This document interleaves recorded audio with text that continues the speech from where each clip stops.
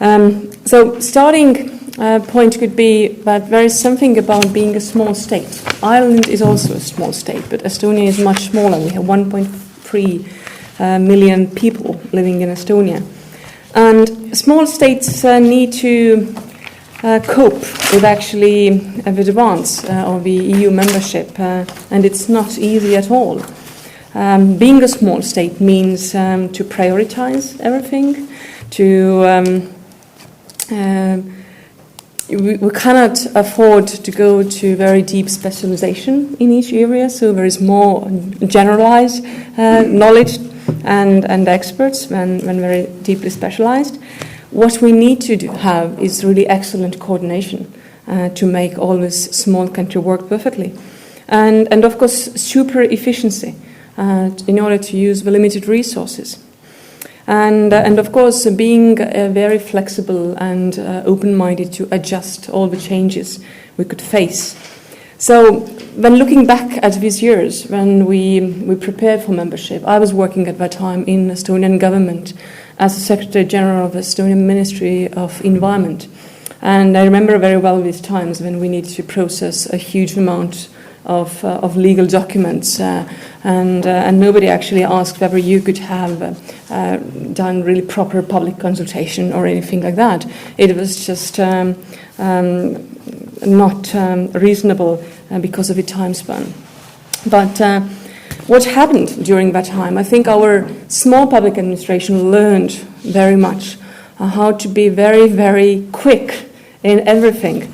And it was a learning exercise also in the sense that we learned how to recognize all the challenges, how to reorganize ourselves very quickly, adjust to new situation. And I think we learned a very valuable asset. It is this strategic agility at that time. And many big countries are actually struggling with that. Too long decision-making processes, too much discussions and no decisions. So we have learned how to do everything in turbo regime, and sometimes it is hitting us back because we can't maybe concentrate too much as small states on every issue, and also we needed to learn after this very high speed of European integration how to do properly public engagement, for instance. And it doesn't going to happen on turbo speed anyway, so it's a lengthy and slow process. Another thing what we learned is a very high result orientedness in values and thinking. The only thing what mattered was whether you get the percentage of non-harmonized regulation down and keep things up to date. Again, we needed to be able to mobilize the very short resources. And all that happened in the context of very decentralized public administration. So every ministry had its own area where they were the kings, so-called. So there was little intervention into the other ministries' governing areas. Of course, it again meant that we could be very fast, but it brought along a very low culture of cooperation and coordination. And it is something we are struggling right now. Everybody now is talking in Estonia about single government, about whole of government feelings, better coordination, and we are not so good at it right now.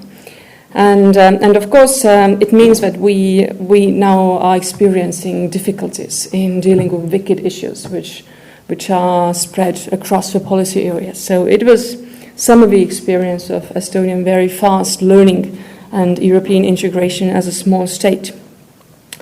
European Union has always been a very high political priority for Estonia. There has been no question whatsoever about that. Being geopolitically between Western Europe and Russia, that's the only way you could make choices. And Estonia has always been pro-European. And it meant that every issue which was related with European Union was on a very high political agenda. And it went through very well. And there was consensus. There were no really very, very fierce debates about that. And what it meant in the long run is that I think we took some time away due to that from our some internal affairs. There were some significant reforms in our country which were lagged behind, which still are unfinished. One of these reforms is the local government reform. We still are having like more than 200 very tiny local government units, which are very difficult to run properly and finance normally in order to provide public services.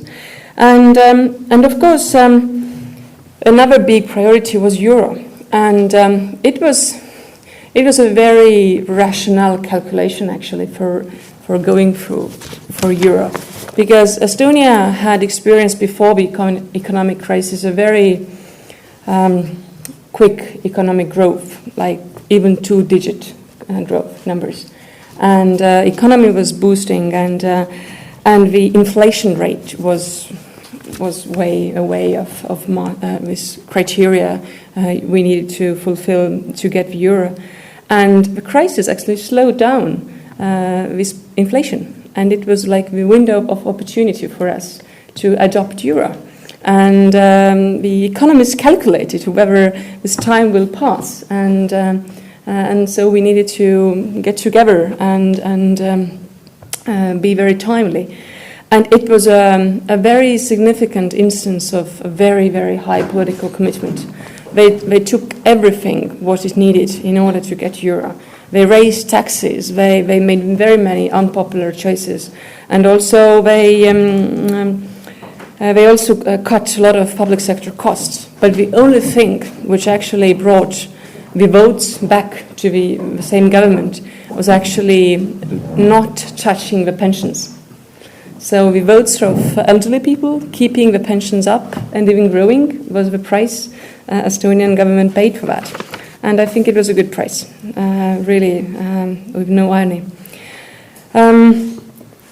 When we think of our role as a small state in the EU, of course we cannot do everything, and we need to make choices, as I said. One of the issues and areas where Estonia has tried to become one of the leading countries in Europe and also in the world is related to cybersecurity and ICT.